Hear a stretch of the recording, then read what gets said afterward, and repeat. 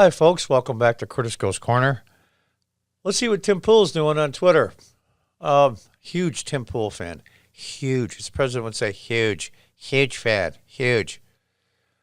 I started following him a long while ago, maybe a year and a half.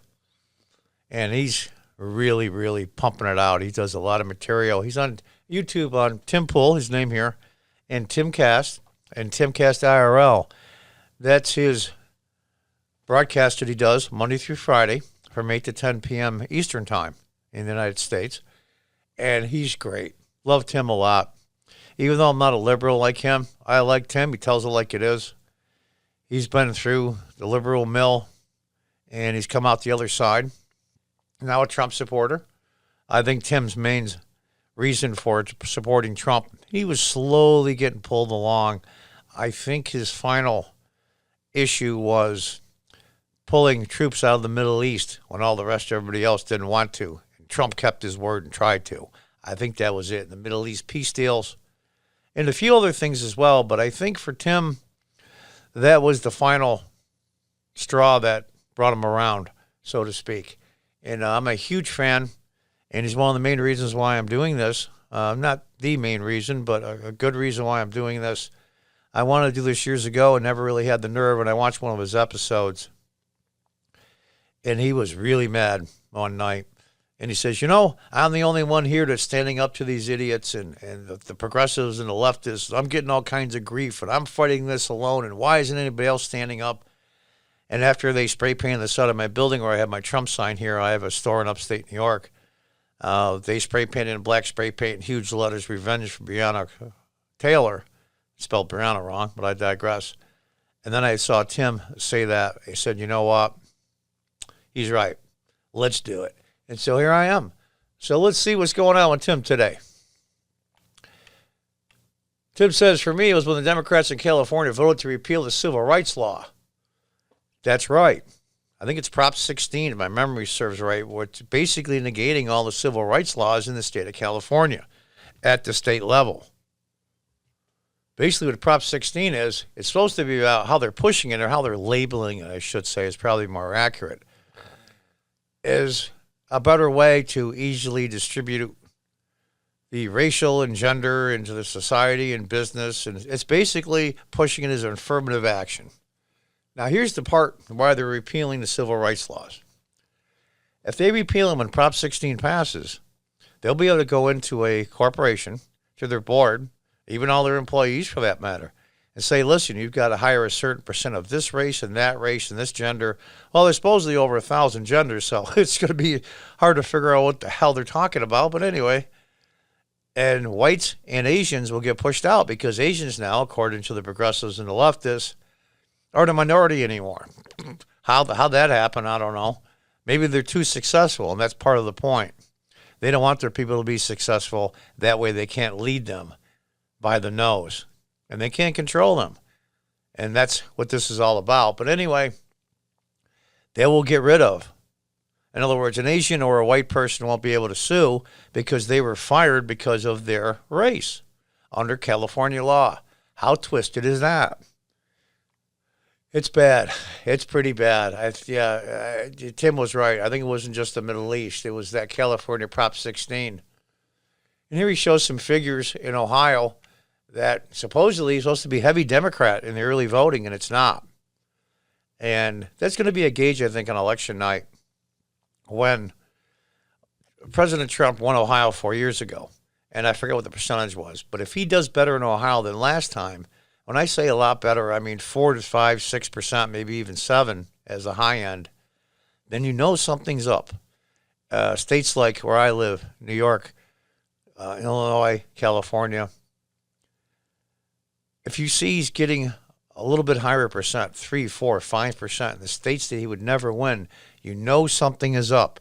You know that there's a shift in politics, a big shift.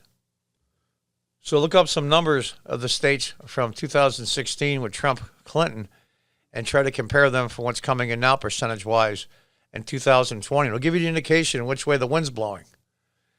Now this, Jeffrey Toobin, CNN analyst, contributor, whatever they call him this week. Tim says, what the ever-living F, BuzzFeed, you think it's normal for people to, how about I put this, have sex with themselves during work calls, also known as asexual reproduction, cuffing the carrot. You can, Jocelyn the Johnson. There used to be a lot of stuff when I was a kid. Is this what journalists do? I guess he was on a work Zoom call, and apparently from basically the middle of his chest down was unclothed. And the gentleman was examining his Johnson, so to speak. We'll leave it at that. You can fill in the rest. And I love this one. Babylon Bee, they're great. Ever get to go to see Babylon Bee, go on their site. Some of their stories are funnier than hell. They post fake stories on purpose, just for laughs. Fake news you can trust. And it's really funny. Remember a few weeks ago, the Babylon Bee put up a fake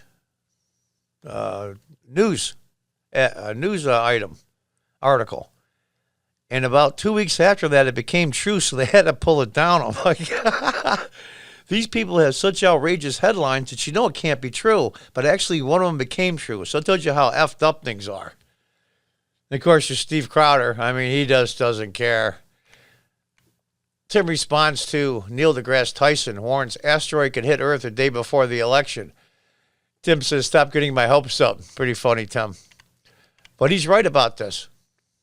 He didn't vote in 2016, according to him. He's voting for Trump now. And sexy James Lindsay, undesirable number one. How great of a name is that? Frankly, going to unhappily vote Republican, including Trump, until the left walks this blank all the way back. And they're right. They want to get rid of the Constitution, Electoral College, just burn everything down. It's a disaster. We've lasted this long because of the Constitution, because of our system. And that's just the truth. Good for you, Tim. And here's a thing here with Kamala Harris. I should say Senator Harris. Got to be respectful. And he's right. Whenever you see her, she just randomly laughs, like Tim said. Why is she always just randomly laughing? It's really creepy. It reminds me of a prettier female version of the Joker, kind of. It's really weird. And I'm going to leave it with this. The DNI, that's the intelligence agency for the United States, has already said that this Hunter Biden email stuff is not Russian disinformation. The FBI had the hard drive since last December, which is a little disturbing to me that nothing's happened since then. I'll try to reserve judgment, but it looks really, really, really bad that there is no Russian interference. There is no Russian misinformation or disinformation campaign, or it's just crazy. Absolutely crazy. And all you out there that think that maybe that this email stuff with Hunter Biden's laptop in the computer store in Delaware might be disinformation, a.k.a. fake news, to distraction, ask yourself these questions. 1, did Hunter Biden ever deny it was his laptop? 2, did Hunter Biden ever deny going into that computer store for computer work? Number 3, did Joe Biden ever say, that's not my son's laptop, it's a lie? 4, did Joe Biden ever say, hey, I asked my son, he said it wasn't him? And 5, Hunter Biden's lawyer asked the owner of the computer store to give them their hard drive back, to give it back, which means they had it to begin with. So it was his. You don't have to be Sherlock Holmes to figure it out. You may hate Trump's guts. You may just think in the middle, or you might love him. All those 3 groups, the truth is still the truth. If you still want to vote for Joe Biden after that, that's certainly your call. I'm not telling you to vote for Trump. But that will disqualify me voting for Joe Biden. And it's going to get worse as time goes on. 2 weeks to go. Anyway, folks, thanks for your time and attention. I appreciate it. And if you could subscribe, that would really be great. I would personally appreciate it. And until next time, goodbye and good luck.